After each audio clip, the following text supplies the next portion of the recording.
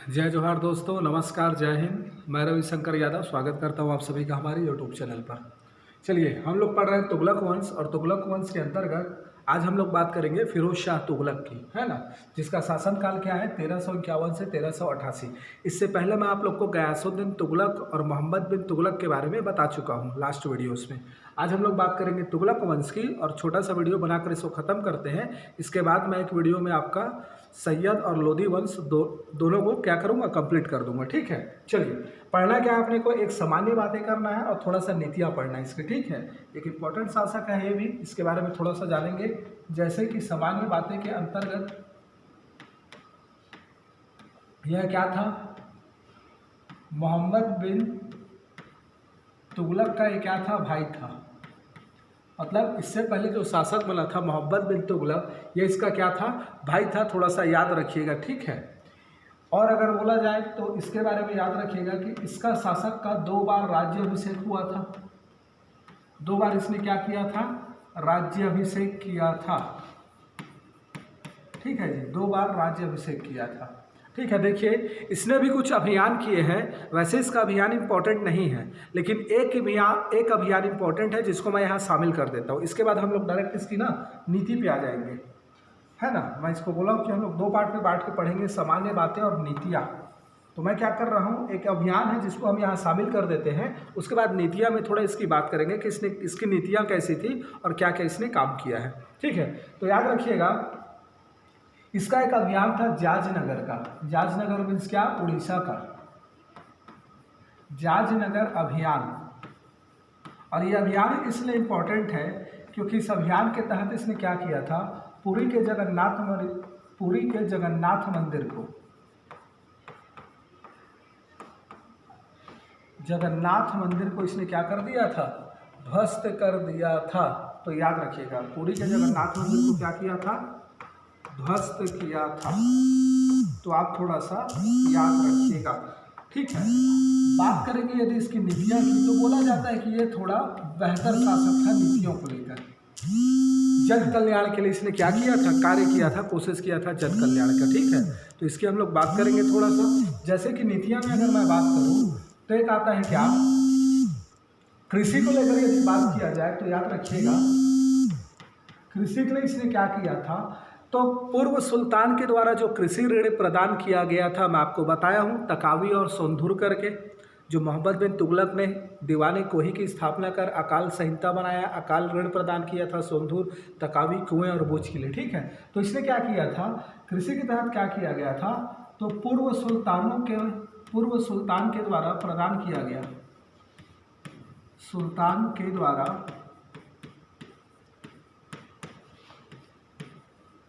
प्रदान किया गया कृषि ऋण को क्या किया, माफ किया। कृषि ऋण को क्या कर दिया, माफ कर दिया। ठीक है, याद रखिएगा। दूसरा बोला जाता है कि इसने क्या किया था, तो इसने जो राजस्व कर था, भू राजस्व, इस भू राजस्व में कमी किया। भू राजस्व को कितना किया, 1/3 से 1/5 के बीच रखा। याद रखिएगा, कृषि के विकास के लिए इसने क्या किया था, बृहद स्तर पर बागानों का निर्माण कराया, है ना। 1200 बागान बोला जाता है। ठीक है, तो बृहद स्तर पर बागानों, नहरों इत्यादि का इसने क्या करवाया था, निर्माण कराया था। ठीक है, तो याद रखिएगा, कृषि से संबंधित इसकी नीति क्या थी, तो कृषि में इसने क्या किया, पूर्व सुल्तान के द्वारा जो कर था, सोंधुर, तकावी, लास्ट वीडियो में बताया हूँ, उसको माफ कर दिया। साथ में कर को दर की कम कर दी। बृहद स्तर पर क्या किया, इसने बागान और नहरों का निर्माण कराया। यदि कर की बात करें तो इसने क्या किया, सभी प्रकार के कर को समाप्त कर केवल 4 प्रकार का कर लिया, केवल 4 कर। ठीक है, और प्लस 1 कर और लगा दिया। ठीक है, तो 4 कर कौन कौन से थे, तो ये आपका क्या था, एक जजिया था, दूसरा क्या था, खम्स था, खराज था, और क्या था, जकात था। ठीक है, तो ये चारों कर से आप परिचित हो, मैं बता चुका हूँ। गैर हिंदुओं, गैर मुस्लिमों पर लगाए जाने वाला कर। खम्स क्या था, युद्ध में लूटा गया कर। खराज क्या था, ये भूमि कर था खराज। और जकात क्या था, मुस्लिमों से लिया जाने वाला कर था। ठीक है, धार्मिक कर बोला जाता है जो मुस्लिमों से लिया जाता था। ठीक है, तो याद रखिएगा ये 4 कर लेता था, अलग से एक कर इसने लगाया हक ए सर्व। हक ए सर्व, ये हक ए सर्व जो था ये सिंचाई कर था।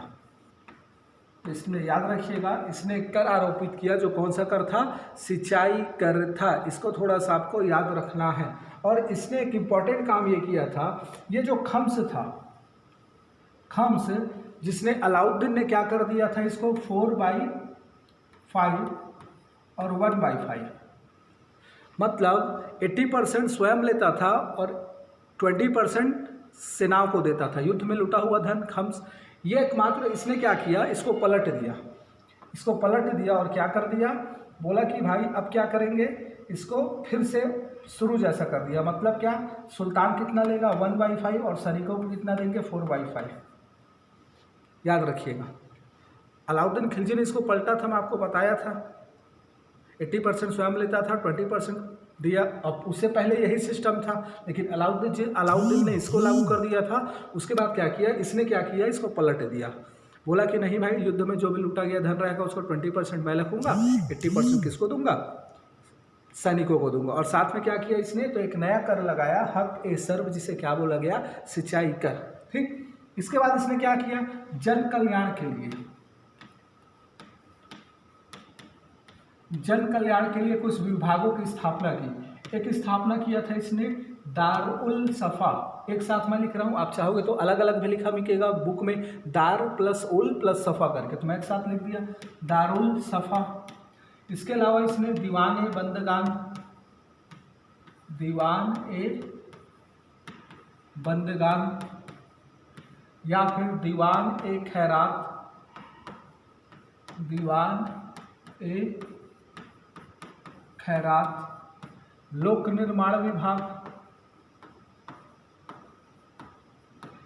इत्यादि की क्या की थी, स्थापना की थी। ये सभी विभाग हैं। स्टार्टिंग का ये जो है ये राजकीय अस्पताल है, क्या, राजकीय अस्पताल। ठीक है, और ये क्या है, दीवान ए बंदगान, तो ये क्या था, कैदियों के लिए विभाग की स्थापना की थी, कैदियों के कल्याण के लिए। ये क्या था, खैरात, ये किसके लिए था, गरीबों के लिए, है ना, तो गरीबों के लिए है। दीवान खैरात विभाग की स्थापना, दीवान बंदगान किसके लिए, कैदियों के लिए इस विभाग की स्थापना की थी। साथ में क्या बोल रहा हूँ, दारुल शफा की स्थापना की थी, जो अपने आप में क्या था, राजकीय अस्पताल था। और साथ में क्या बोल रहा हूँ, लोक निर्माण विभाग की स्थापना की थी, जो क्या था आपका, तो देखो नीतियाँ में सबसे पहले हमने क्या बोला, कृषि का। ठीक है, तो याद रखिएगा कृषि विभाग। दूसरा मैं क्या बोला, कृषि में क्या क्या कर दिया इसने, ऋण माफ, राजस्व और बृहद स्तर पर क्या किया, बागानों का निर्माण कराया। साथ में कर केवल 4 प्रकार का कर लिया, एक और कर लगा दिया, क्या, हक ए सर्व। और साथ में क्या, कर की जो खम्स की दर थी उसको बदल दिया, 20% अपना लिया, 80% सुल्तान को, सैनिकों को दिया। जन कल्याण के दारुल शफा, दीवान बंदगान, दीवान खैरात और लोक निर्माण विभाग की क्या की, स्थापना की। अब इसने क्या किया, तो याद रखिएगा इसने ना कुछ नगरों का निर्माण किया था, नगरों की स्थापना की। तो ये नगरों की स्थापना में क्या क्या रहा है, तो याद रखिएगा आपका, एक तो अपने भाई के जूना खां में, जौना खां के याद में जौनपुर नगर की स्थापना की। ठीक है, जौनपुर। उसके बाद अपने नाम से फिरोजाबाद, फतेहाबाद इत्यादि नगरों की स्थापना की थी। ये तो जौनपुर था, ये भाई जौना खां के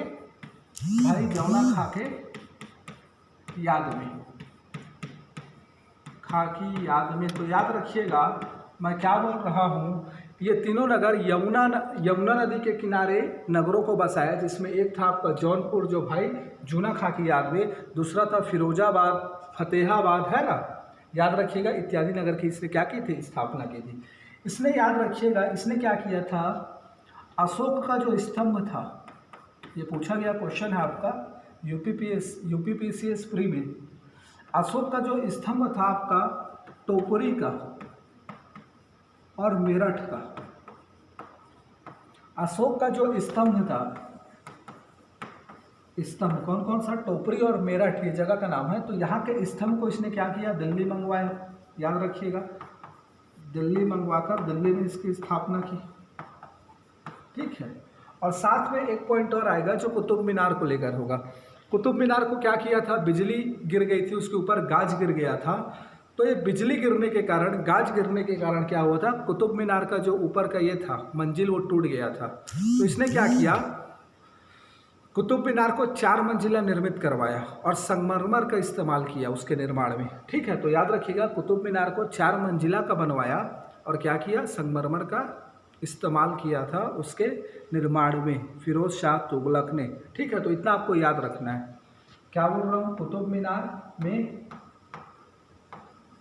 मीनार को क्या कराया, गाज गिरने के कारण ध्वस्त हो गया था, तो इसको क्या कराया, 4 मंजिला का बनवाया और साथ में क्या, संगमरमर का क्या किया, इस्तेमाल किया। इसको याद रखिएगा, संगमरमर का प्रयोग किया था। पहले लाल बलुआ पत्थर से बना था, तो इसने क्या किया, संगमरमर का प्रयोग किया। तो इतनी चीज़ें ना थोड़ा सा आपको माइंड में रखना है फिरोज शाह तुगलक को लेकर, ज़्यादा कुछ है नहीं, ठीक है। अब देखो, फिरोज शाह का जो शासनकाल में बताया, कब बताया, 88, ठीक है। फिरोज शाह तुगलक की यदि मैं बात करूँ तो इसका मैंने शासनकाल क्या बताया, 1388 तक। अब क्या हुआ है, इसकी मृत्यु के बाद जो शासक हुए वो अपेक्षाकृत कमजोर हो गए।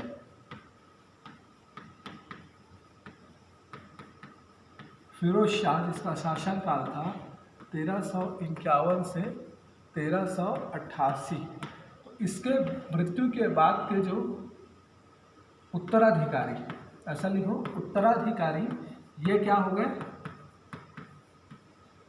कमजोर हुए, ठीक है। इसमें आपको एक पॉइंट याद रखना है, एक शासक का नाम नासिरुद्दीन महमूद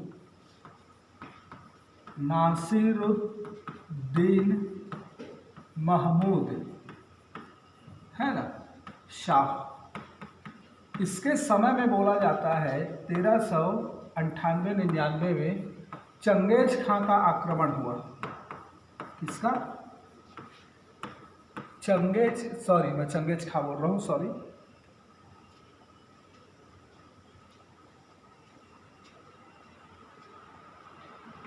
तैमूरलंग का आक्रमण हुआ था, याद रखिएगा। तैमूरलंग का आक्रमण हुआ था और तैमूरलंग के आक्रमण के बाद ये क्या हुआ था, दिल्ली से भाग गया। और जब तक तैमूरलंग की मृत्यु नहीं हुई, मतलब 1405 तक, 1405 में तैमूरलंग की मृत्यु हुई, उसके बाद ये आया दिल्ली में, ठीक है। तो याद रखिएगा, एक शासक है, इसके बाद के शासक अपेक्षाकृत कमजोर हो गए। कमजोर होने के बाद क्या मैं बोल रहा हूँ, एक शासक आया था नासिरुद्दीन महमूद शाह, जिसका है ना, और इसी के शासनकाल में 1398-99 में तैमूरलंग का आक्रमण हुआ था, जिसके बाद ये क्या हो गया, भाग गया दिल्ली से। और जब तक तैमूरलंग की मृत्यु नहीं हुई, उसकी मृत्यु कब हुई है, तैमूरलंग की ना मृत्यु तैमूरलंग की हुई है। तो तैमूरलंग की मृत्यु के बाद ही ये क्या हुआ, वापस आया दिल्ली में। तो थोड़ा सा इतना याद रखिएगा, एक शासक का नाम अलग से आपको याद रखना है। बाकी अन्य शासक मैं बोला हूँ टोटल 9 हुए हैं, तो 9 का नाम याद नहीं रखना है। 3 स्टार्टिंग के शासक इसको मिलाकर, और चौथा क्या, नासिरुद्दीन महमूद शाह। इतने शासक आपको याद रखने हैं। ये तुगलक वंश आपका कंप्लीट हुआ। नेक्स्ट वीडियो में मैं कोशिश करूँगा, एक ही वीडियो करीब 30 से 35 मिनट का बनाएंगे, और उसमें हम क्या करेंगे, सैयद और लोदी को एक साथ कंप्लीट कर देंगे, क्या कि वो बहुत छोटा सा पोर्सन है, ठीक है। देन हम लोग स्टार्ट करेंगे क्या, बाबर से मुगल साम्राज्य की। चलिए ठीक है, मिलते हैं नेक्स्ट वीडियो में।